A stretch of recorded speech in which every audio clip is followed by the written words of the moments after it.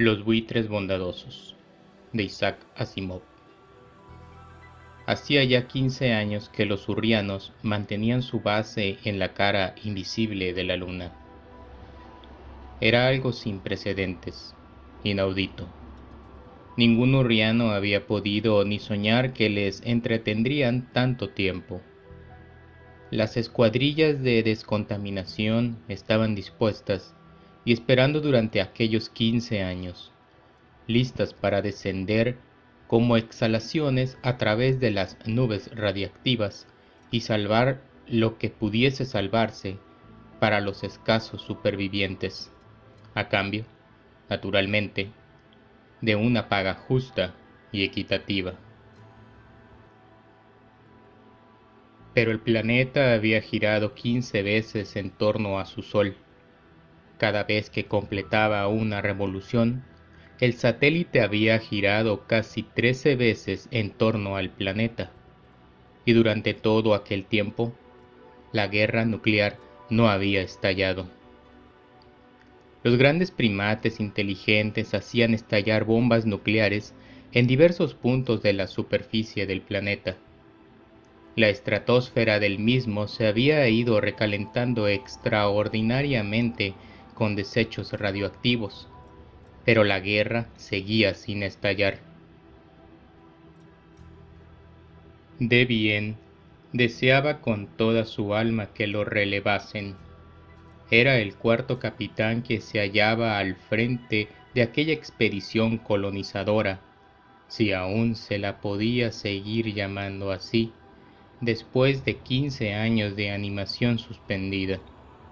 Y nada le habría alegrado más que el que un quinto capitán viniese a sustituirle. La inminente llegada del archiadministrador enviado por el planeta materno para que informase personalmente sobre la situación indicaba que su relevo tal vez estaba próximo. Ojalá. Se hallaba en la superficie de la luna, metido en su traje del espacio y pensando en Nurria, su planeta natal. Mientras pensaba, movía incansablemente largos y delgados brazos, como si su instinto milenario le hiciese ansiar los árboles ancestrales. Solo se alzaba 90 centímetros sobre el suelo. Lo poco que podía verse de él a través del visor transparente de su casco era una cara negra y velluda, de frente arrugada y nariz carnosa y móvil. El pequeño mechón de pelos finos que formaba su barba contrastaba vivamente, pues era de un blanco purísimo.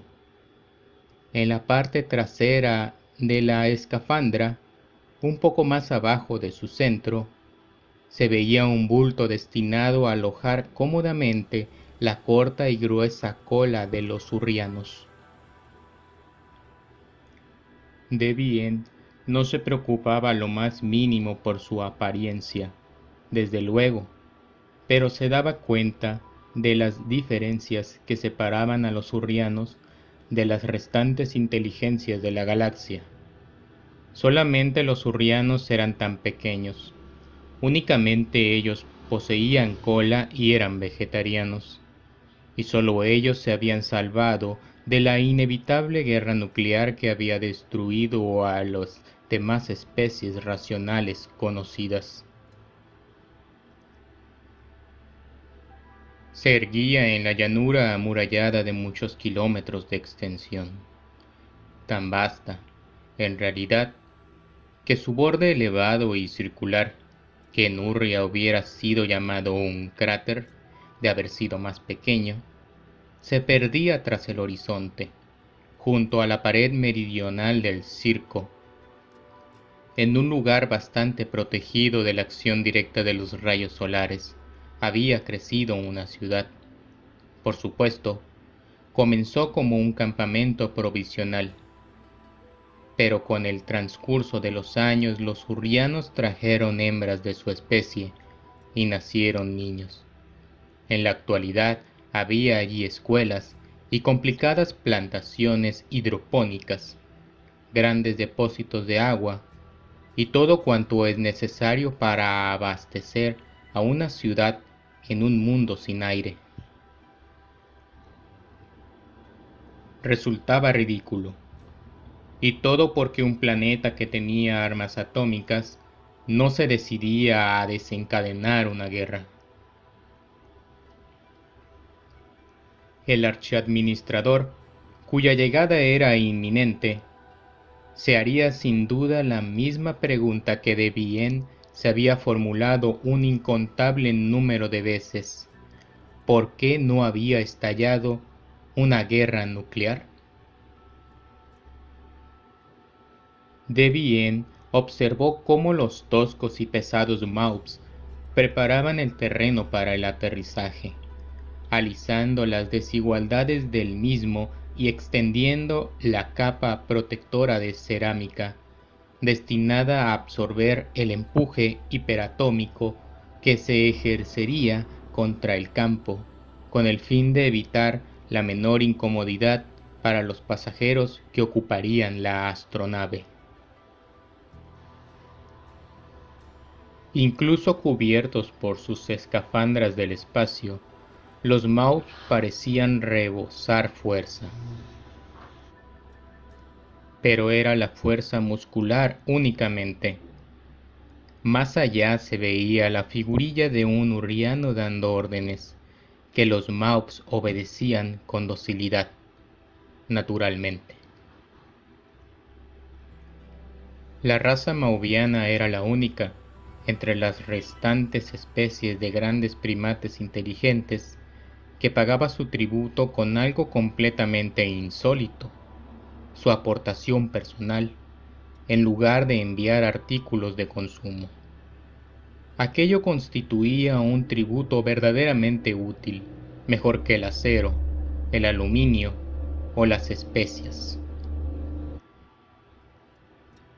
Una vez resonó de pronto en el receptor de Debian: «Hemos avistado la nave, señor. Aterrizará antes de una hora».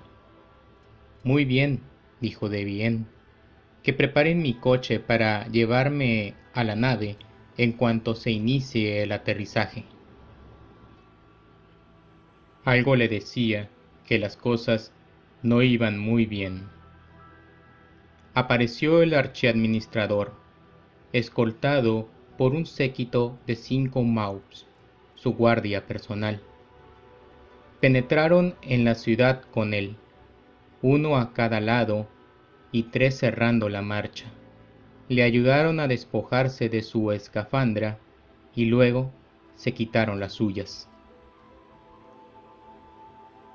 Sus cuerpos casi lampiños, sus anchas y toscas facciones, sus narices aplastadas y pómulos salientes resultaban repulsivos, pero no causaban espanto.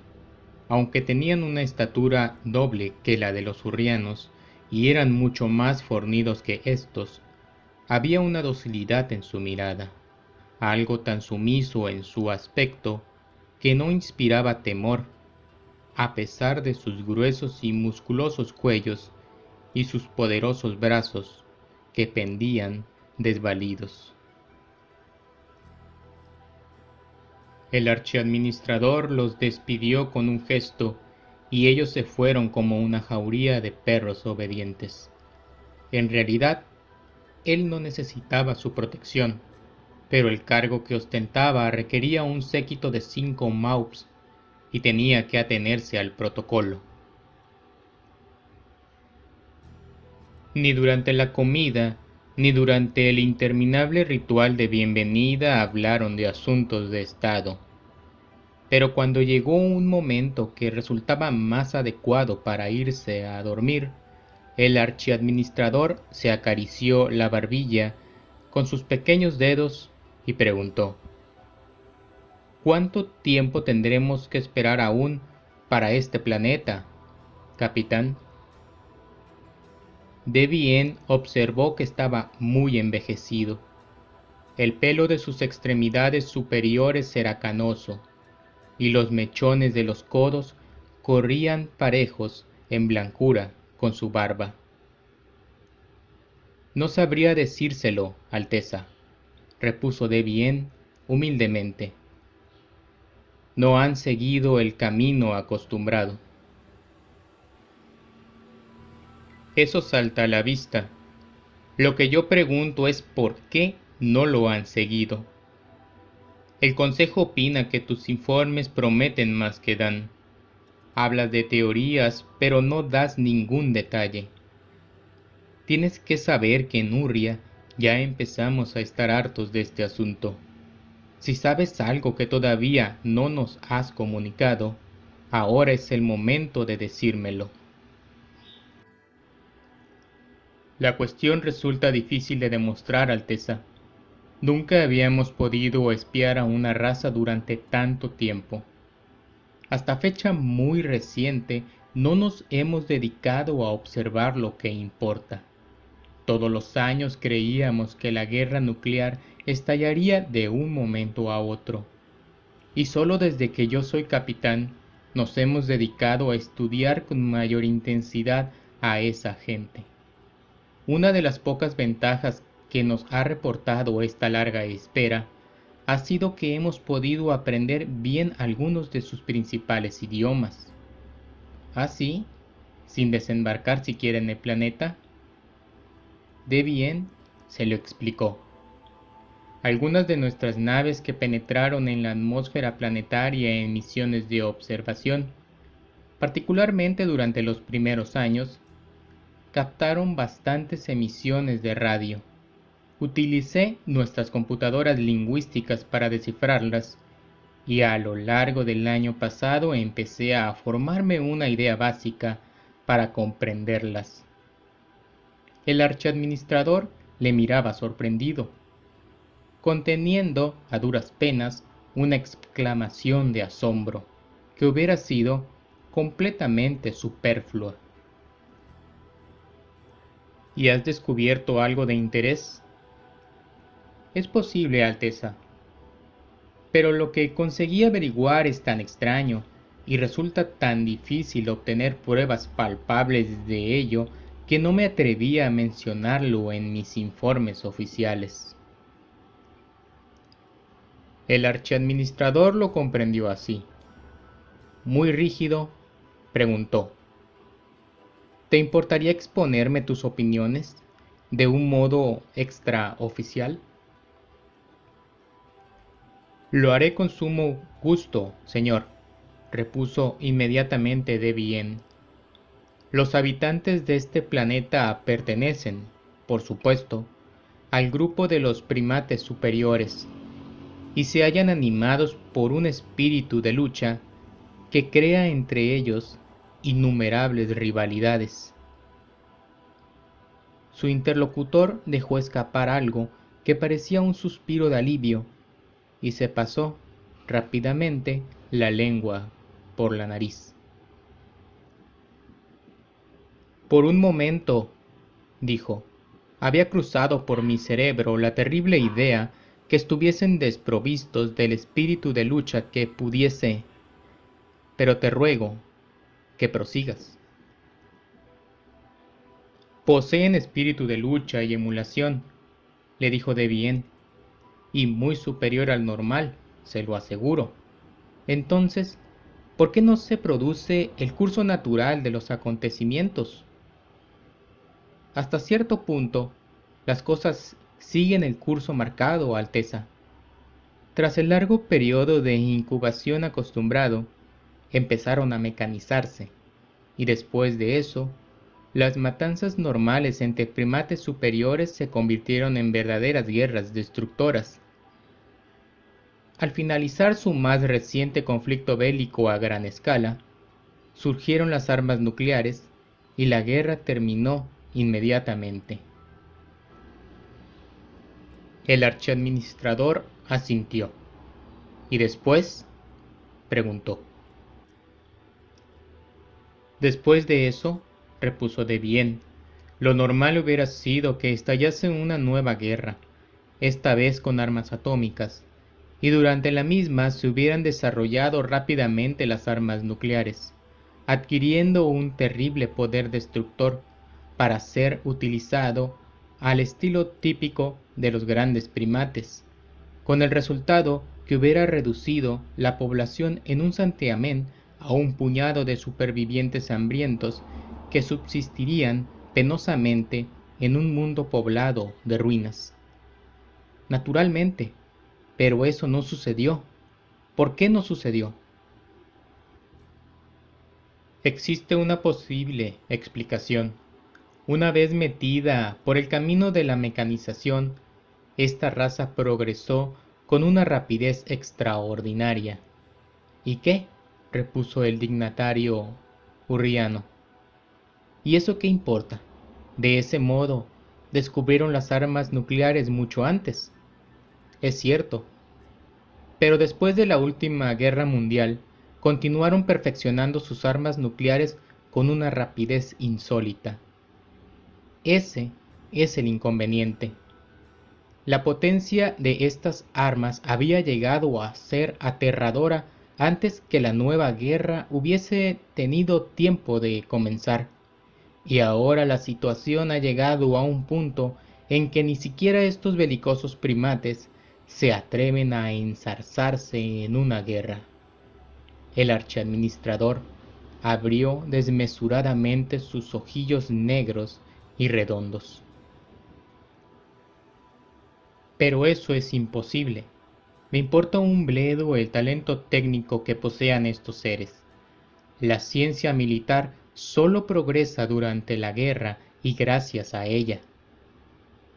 Tal vez eso no sea así en el caso de estos seres particulares.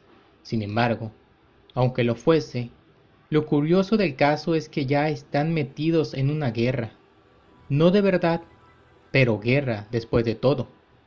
No de verdad, pero guerra después de todo, repitió el archiadministrador, estupefacto. ¿Qué significa eso?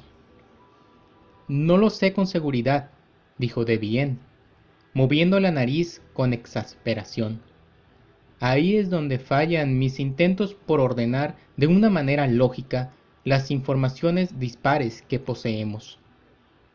En este planeta tiene lugar lo que ellos llaman una guerra fría. Sea lo que sea, es algo que impulsa enormemente sus investigaciones, pero no provoca el aniquilamiento nuclear. ¡Imposible!, exclamó el archiadministrador. Ahí está el planeta, Alteza, y aquí estamos nosotros, 15 años esperando. El archiadministrador levantó sus largos brazos, cruzándolos sobre la cabeza hasta que sus manos tocaron los hombros opuestos. En ese caso, solo existe una solución. El Consejo ha tenido en cuenta la posibilidad que este planeta haya alcanzado una especie de impasse, una especie de paz armada que se mantiene en equilibrio al borde de una guerra nuclear, algo parecido a lo que acabas de describir, aunque nadie dio los argumentos que tú has presentado. Pero es una situación inadmisible. ¿Sí, Alteza? Sí, repuso el archiadministrador, haciendo un esfuerzo visible. Cuanto más tiempo se prolongue esta situación de equilibrio, mayores serán las probabilidades para que algún primate superior descubra la manera de efectuar viajes interestelares. Entonces, esta raza se desparramaría por la galaxia, a la que aportaría sus luchas y rivalidades. ¿Comprendes? ¿Y qué hay que hacer entonces? El archiadministrador hundió la cabeza entre los brazos, como si ni él mismo quisiera oír lo que iba a decir. Con voz ahogada, dijo: Para sacarles del precario equilibrio en que se encuentran, capitán, no hay más remedio que darles un empujón. Y se lo daremos nosotros. A Debienne se le revolvió el estómago, y la cena que había ingerido le subió a la garganta, produciéndole náuseas. ¿Nosotros les daremos el empujón, Alteza? Su mente se negaba a admitir aquella monstruosa posibilidad, pero el archiadministrador se lo dijo sin embajes. Les ayudaremos a comenzar su guerra atómica. Parecía dominado por la misma repugnancia y disgusto que afectaban a Debian. En un susurro, añadió, no tenemos más remedio. Debian casi se había quedado sin habla. También en un susurro preguntó, pero, ¿cómo puede hacerse una cosa tan horrible, Alteza? No lo sé. Y no me mires así. La decisión no es cuenta mía. Corresponde al Consejo. Estoy seguro que comprenderán las consecuencias que tendría para la galaxia la irrupción en el espacio de una raza de grandes primates inteligentes y poderosos, no amansada por una guerra nuclear. Debian se estremeció ante esta perspectiva, el espíritu de lucha y emulación suelto por la galaxia. Sin embargo, insistió, pero, ¿cómo se empieza una guerra nuclear? ¿Cómo se hace? Lo ignoro absolutamente, ya te lo dije, pero debe existir alguna norma, tal vez un mensaje que pudiésemos enviar, o una tempestad que pudiésemos impulsar reuniendo formaciones nubosas. Podemos alterar considerablemente sus condiciones meteorológicas si nos lo proponemos. Pero, ¿cree Alteza que eso bastaría para originar una guerra nuclear? Preguntó Debian, escéptico. Tal vez no. Lo menciono únicamente a modo de ejemplo, pero esos primates lo saben. Ten en cuenta que son ellos quienes inician las guerras nucleares de verdad. Eso se halla impreso en su cerebro. Y ahora viene la decisión principal, adoptada por el Consejo. Debian notó el leve ruido que hacía su cola al golpear suavemente la silla. Trató de evitarlo, sin conseguirlo. ¿Cuál es la decisión, Alteza? Capturar a un primate superior en la propia superficie del planeta. Raptarlo. ¿Un primate salvaje? Por el momento en el planeta solo existen primates salvajes. Todavía no han sido domesticados. ¿Y qué cree el Consejo que conseguiremos con eso? Debian hundió la cabeza todo cuanto pudo entre sus paletillas. Le temblaba la piel de los sobacos a causa de la repulsión que experimentaba. Capturar a uno de aquellos grandes primates salvajes. Trató de imaginarse a uno de ellos, aún no dominado por los embrutecedores efectos de una guerra nuclear, todavía no alterado por la civilizadora influencia de la eugenesia aurriana. El archiadministrador no hizo el menor intento por ocultar la evidente repulsión que él también sentía, pero dijo, «Tú irás al frente de la expedición de captura, capitán. Piensa que es por el bien de la galaxia». Debian había visto bastantes veces el planeta, pero cada vez que rodeaba a la luna con su nave y aquel mundo aparecía en su campo de visión, le dominaba una oleada de insufrible nostalgia. Era un hermoso planeta, muy semejante a Urria en cuanto a dimensiones y características, pero más salvaje y grandioso. Su contemplación, viniendo de la desolada luna, causaba una impresión extraordinaria.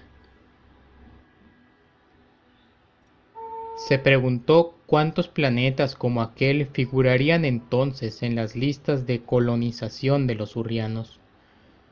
Cuántos otros planetas existirían respecto a los cuales los grupos de meticulosos observadores comunicarían cambios de apariencia periódicos, que sólo podrían interpretarse como causados por sistemas de cultivo artificiales de plantas alimenticias.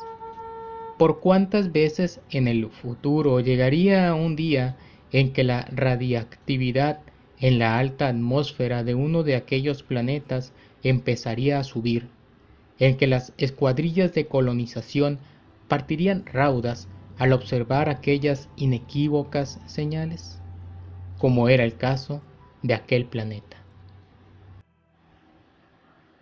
Causaba verdadera pena la confianza con que los hurrianos procedieron al principio.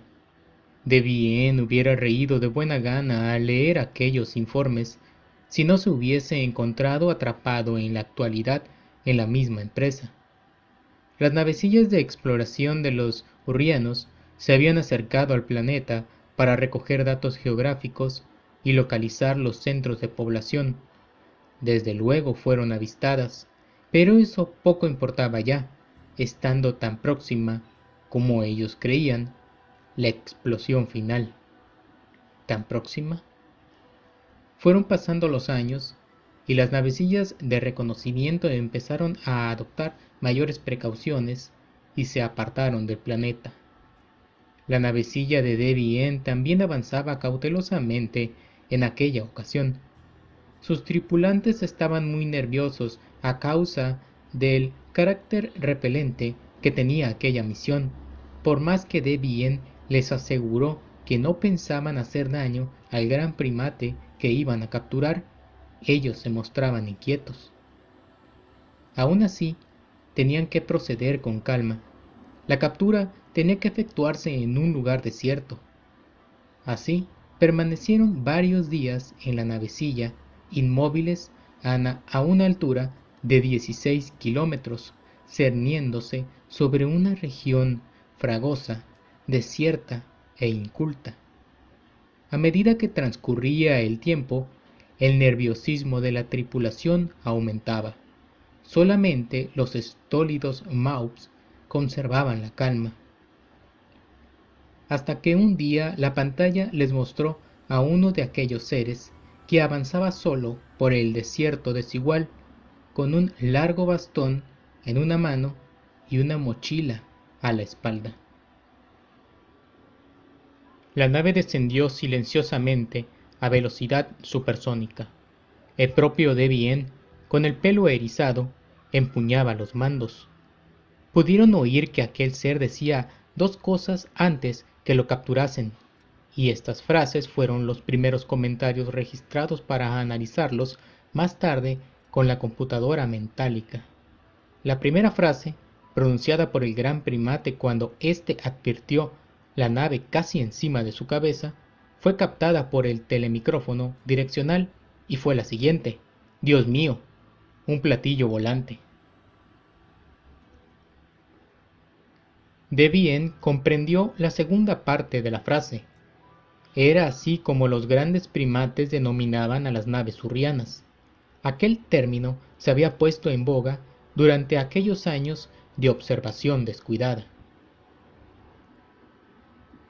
Aquella salvaje criatura pronunció su segunda frase cuando la subieron a la nave, debatiéndose como una fiera, pero sin poder librarse del férreo abrazo de los imperturbables Maups. Debian, jadeante, con su carnosa nariz temblando ligeramente, se adelantó a recibirle, y aquel ser, cuya cara desagradable y lampiña estaba recubierta de una secreción aceitosa, vociferó: «Lo que faltaba, un mono». Debian comprendió también la segunda parte de la frase.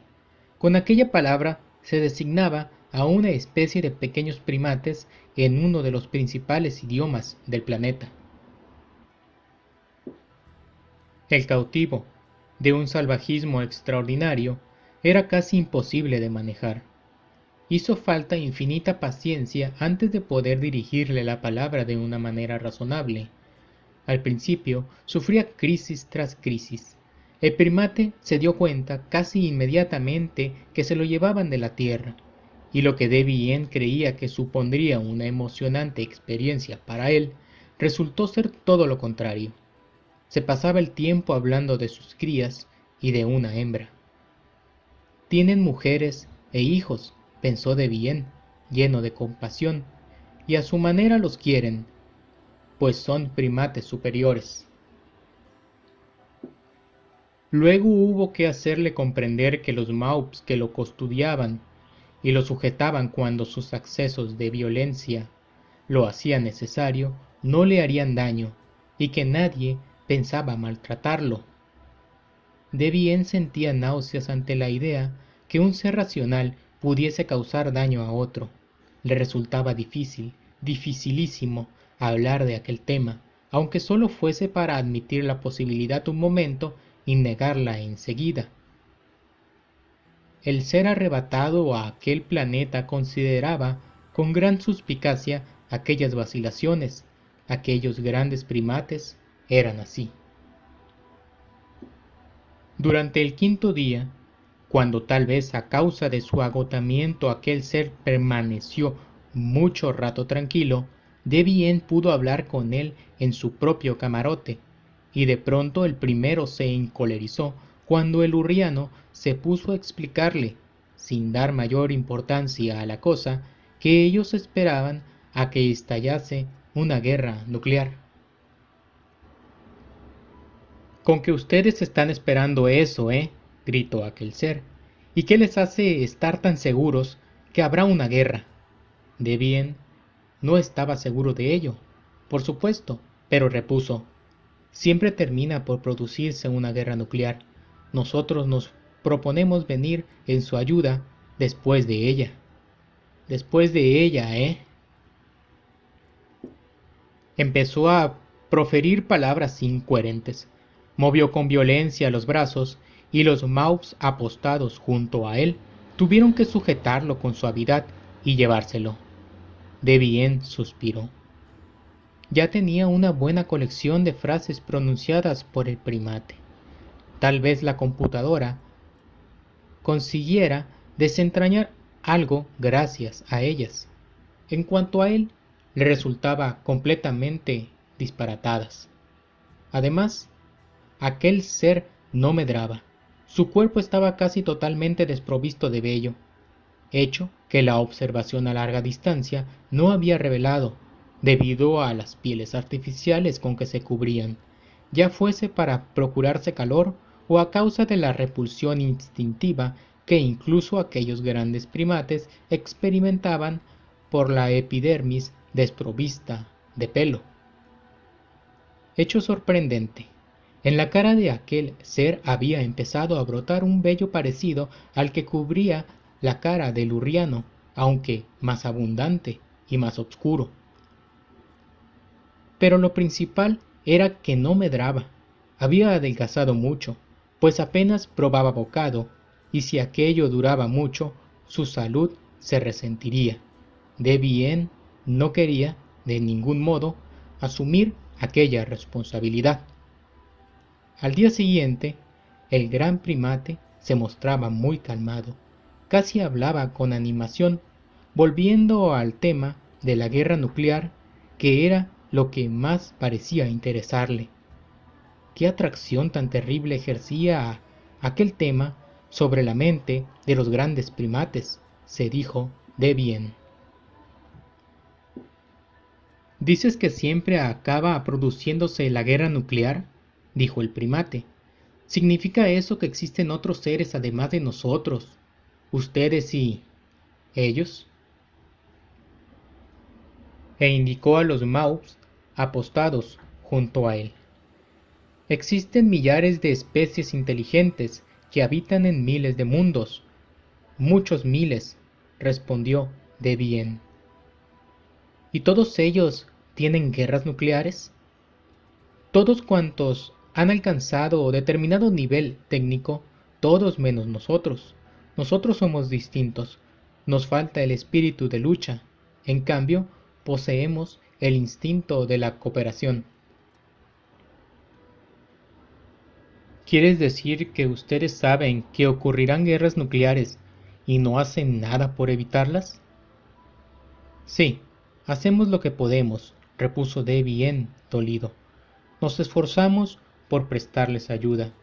En los antiguos tiempos de mi pueblo, cuando descubrimos los viajes interplanetarios, no comprendíamos a los grandes primates, los cuales rechazaban sistemáticamente nuestros ofrecimientos de amistad, hasta que renunciamos a seguir ofreciéndoselas.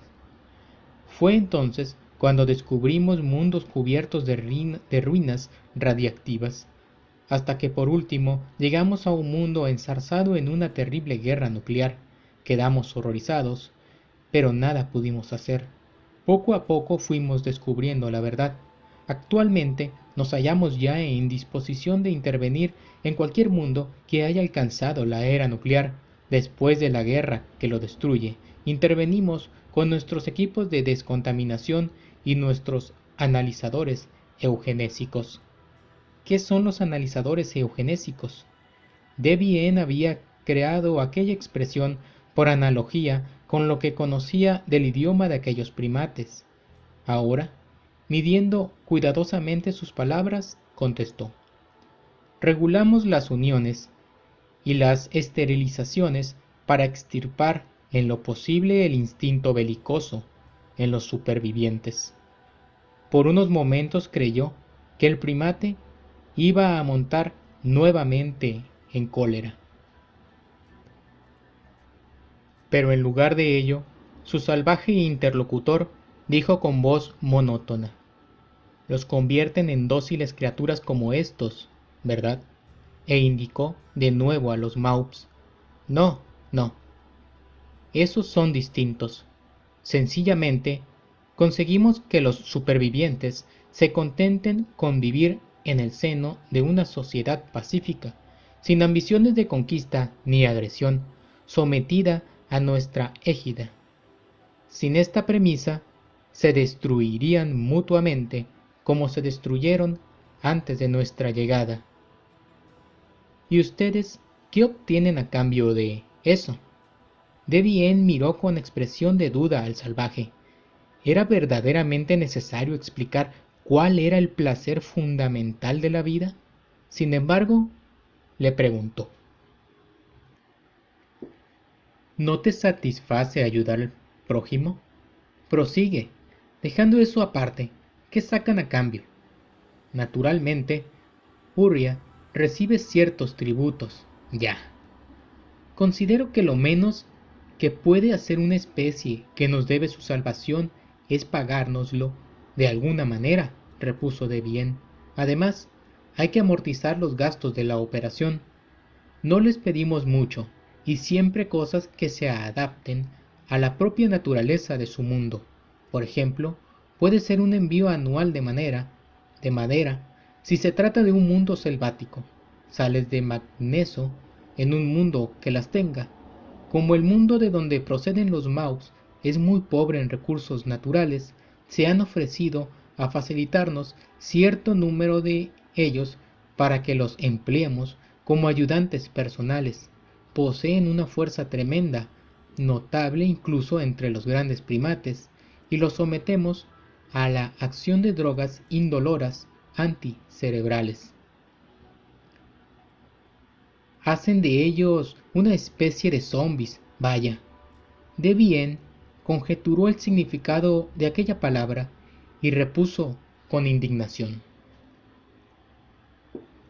nada de eso. Lo hacemos únicamente para que se hallen contentos con su papel de servidores y se olviden de sus hogares. No queremos de ningún modo que se sientan desdichados. Ten en cuenta que son seres inteligentes. ¿Y qué harían con la Tierra si nosotros librásemos una guerra nuclear? Hemos tenido 15 años para decidirlo, repuso Debian. Su mundo es muy rico en hierro y ha creado una magnífica industria siderúrgica. Me parece que les pediríamos acero. Suspiró. Pero, en este caso, su contribución no compensaría los gastos. Llevamos por lo menos 10 años de más en nuestra espera.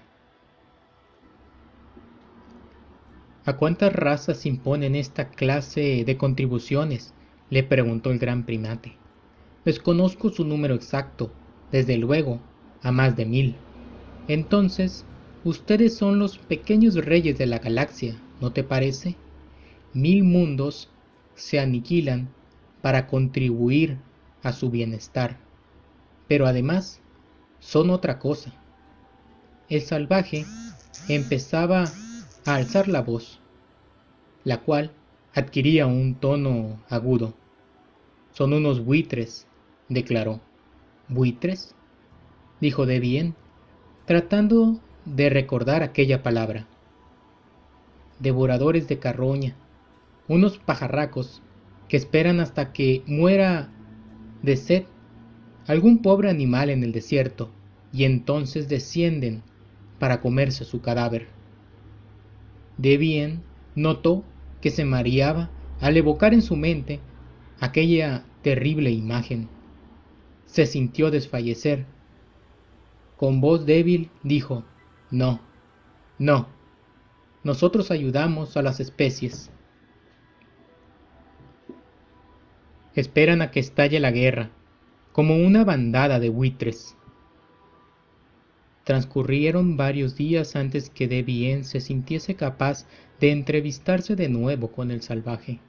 Estuvo a punto de faltarle al respeto al archiadministrador, cuando éste insistió una y otra vez en que le faltaban datos suficientes para realizar un análisis completo de la estructura mental de aquellos salvajes.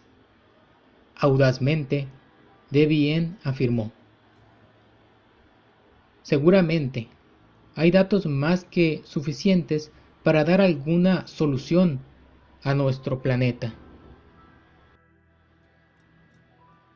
La nariz del archiadministrador tembló, y su lengua rosada pasó sobre ella reflexivamente. Tal vez exista una solución, pero no confío en ella. Nos enfrentamos con una especie que se aparta por completo de lo corriente. Eso ya lo sabíamos. No podemos cometer la más leve equivocación. Una cosa, antes de terminar. Hemos capturado un ejemplar extremadamente inteligente, a menos que represente el tipo moral de su raza. Esta idea pareció soliviantar al archiadministrador. Devien dijo: ese salvaje evocó la horrible imagen de aquel pájaro, de aquel llamado buitre, completó el archiadministrador. Esa imagen da a toda nuestra empresa una luz completamente diferente. Desde entonces, he sido incapaz de comer como es debido, ni de dormir. A decir verdad, mucho me temo que tendré que pedir el relevo. Pero no antes de terminar lo que nos ha traído aquí, dijo el archiadministrador con firmeza. ¿Crees que me gusta sentirme un devorador de carroña? Debes reunir más datos. Finalmente, Devien asintió. Naturalmente, lo había entendido. El archiadministrador no deseaba más que cualquier otro urriano originar una guerra atómica. Daba largas al asunto todo cuanto le estaba permitido. Devien se dispuso a celebrar una nueva entrevista con el salvaje. Resultó algo completamente insoportable, y la última que celebró. El salvaje mostraba una contusión en la mejilla, como si se hubiese resistido de nuevo a los Maups. En realidad, les había ofrecido resistencia.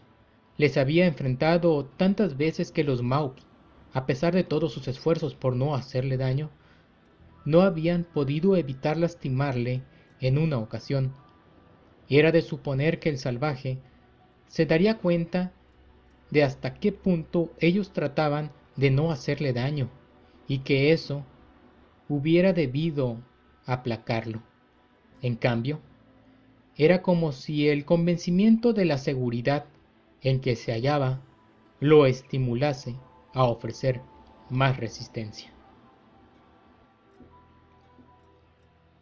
Aquellas especies de primates superiores eran malignas y resabiadas, se dijo Devien con tristeza. Durante más de una hora la conversación giró en torno a cuestiones sin importancia, hasta que el salvaje preguntó envalentonándose de pronto: ¿Cuánto tiempo dices que han estado observándonos, mamarrachos? 15 de sus años, repuso de bien. Eso concuerda. Los primeros platillos volantes fueron vistos poco después de la Segunda Guerra Mundial. ¿Cuánto tiempo faltaba entonces para la guerra nuclear? Con automática sinceridad, Devien contestó: Ojalá lo supiese. Y se interrumpió de pronto. El salvaje prosiguió: Yo creía que la guerra nuclear era inevitable. La última vez que nos vimos dijiste que habían permanecido aquí 10 años de más. Estuvieron esperando a que estallase la guerra durante 10 años, ¿no es verdad? Prefiero no discutir ese tema. No, vociferó el salvaje. ¿Y qué piensan hacer? Dime. ¿Cuánto tiempo piensan esperar? ¿Por qué no nos dan un empujón? No se limiten a esperar. Buitres, empiecen una. De bien, se puso en pie de un salto. ¿Qué estás diciendo? ¿Qué están esperando, asquerosos? Pronunció un epíteto completamente incomprensible y luego prosiguió, casi sin aliento. ¿No es eso lo que hacen los buitres cuando algún pobre animal flaco y macilento, o tal vez un hombre, tarda demasiado en morir? No pueden esperar, bajan en tropel y le sacan los ojos a picotazos. Entonces esperan a que esté completamente indefenso para propiciar su muerte. De bien se apresuró a ordenar que se lo llevasen y luego se retiró a su cabina, donde permaneció encerrado varias horas sintiéndose verdaderamente mal. Aquella noche no logró conciliar el sueño. La palabra buitre resonaba en sus oídos y aquella horrible imagen final bailaba ante sus ojos. De bien, dijo con firmeza y precisión: Alteza, no puedo seguir hablando con el salvaje, aunque usted necesite más datos. Lo siento mucho, pero no puedo ayudarle. El archiadministrador se veía ojeroso y fatigado. Lo comprendo. Eso de compararnos con buitres, claro, no lo puedes soportar.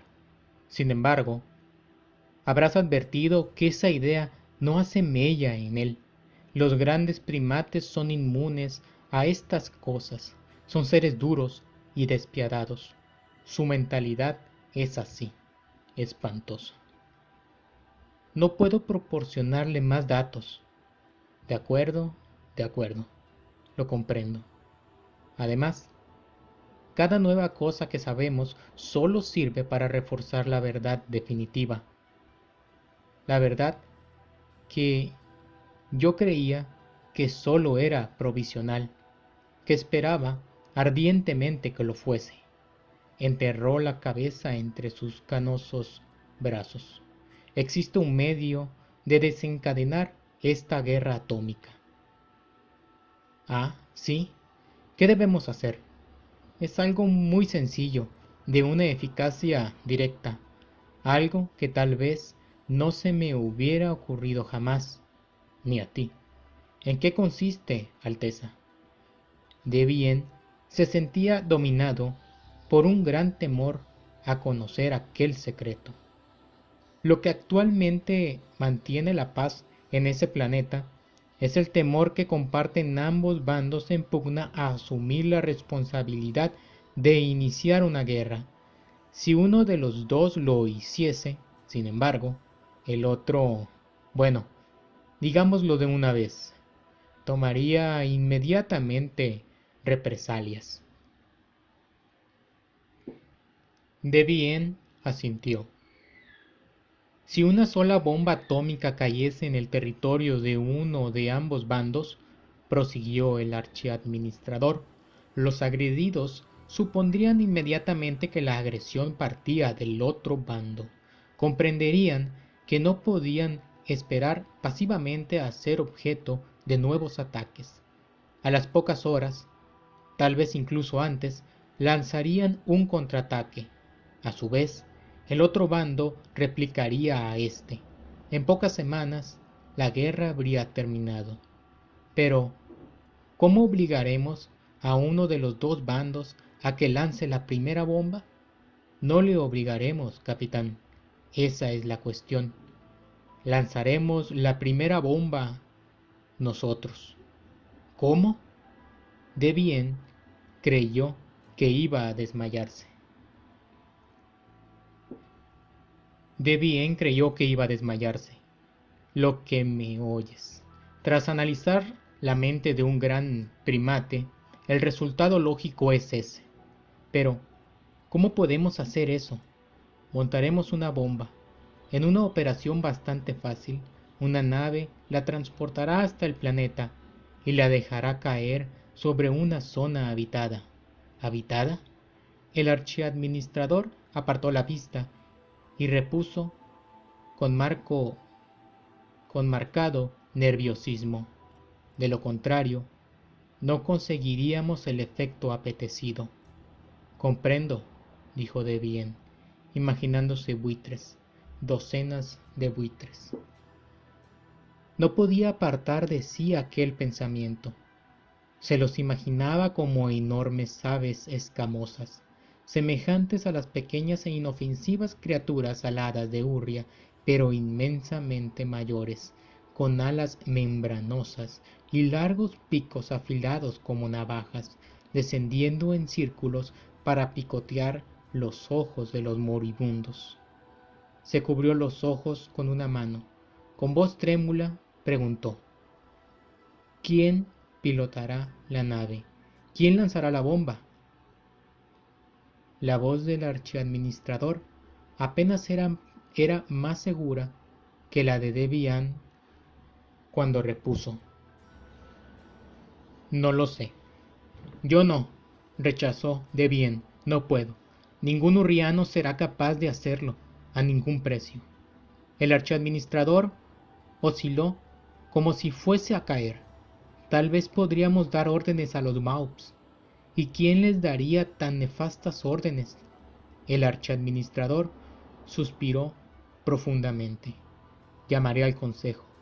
Tal vez ellos tengan todos los datos y sean capaces de indicarnos lo que debo hacer. Así, habiendo transcurrido poco más de 15 años desde su llegada, los urrianos empezaron a desmantelar su base de la otra cara de la luna. Nada se había hecho. Los grandes primates del planeta no se habían destruido mutuamente en una guerra nuclear. Esta tal vez no estallaría nunca, y a pesar de la terrible amenaza que eso significaba para el futuro, Debian experimentaba una gozosa agonía. De nada servía pensar en el futuro, el presente importaba, el presente que le alejaba del más horrible de los mundos. Vio cómo la luna se hundía hasta convertirse en una manchita luminosa, junto con el planeta y el propio sol del sistema, hasta que éste se perdió entre las constelaciones. Solamente entonces experimentó alivio, solamente entonces sintió un leve asomo de lo que habría podido suceder. Volviéndose hacia el archiadministrador, le dijo: tal vez todo habría ido bien si hubiésemos tenido un poco más de paciencia. Quizá hubieran terminado por meterse en una guerra nuclear. Tengo mis dudas, repuso el archiadministrador. El análisis mentálico de... ya sabes. Debian sabía muy bien a quién se refería. El salvaje apresado había sido devuelto a su planeta con la mayor delicadeza posible. Los acontecimientos de las últimas semanas fueron borrados de su mente. Lo depositaron cerca de una pequeña población, no muy lejos del lugar donde fue capturado. Sus semejantes supondrían que se habría perdido, atribuirían su falta de peso, sus magulladuras y su amnesia a las penalidades que había tenido que soportar, pero el daño que él había causado. Si al menos no lo hubieran llevado a la luna, tal vez hubieran terminado por aceptar la idea de iniciar una guerra. Quizás hubieran llegado incluso a fabricar una bomba y a imaginar algún sistema indirecto de mando a distancia para lanzarla. Fue la imagen de los buitres, evocada por el salvaje, lo que lo echó todo a perder. Aquella terrible palabra había deshecho moralmente a Devien y al archiadministrador. Cuando se enviaron a Urria todos los datos reunidos, el efecto que los mismos produjeron en el consejo fue notable. A consecuencia de ello, no tardó en recibirse orden de desmantelar la base. Devien observó: no pienso participar nunca más en empresas de colonización. El archiadministrador dijo tristemente: es posible que ninguno de nosotros vuelva a participar en ellas cuando los salvajes de este planeta se desparramen por el espacio. La aparición en la galaxia de estos seres de tan belicosa mentalidad significará el fin de... La nariz de Devien se contrajo. El fin de todo el bien que Urria había sembrado a manos llenas en la galaxia, de todo el bien que hubiera seguido sembrando. Deberíamos haber lanzado, dijo, sin completar la frase. ¿De qué servía ya decirlo? No habrían podido lanzar la bomba ni aunque hubiese sido por toda la galaxia. Si hubiesen podido hacerlo, habrían demostrado que pensaban como los grandes primates, y hay cosas mucho peores aún que el fin de todas las cosas. Devien volvió a pensar en los buitres. Fin.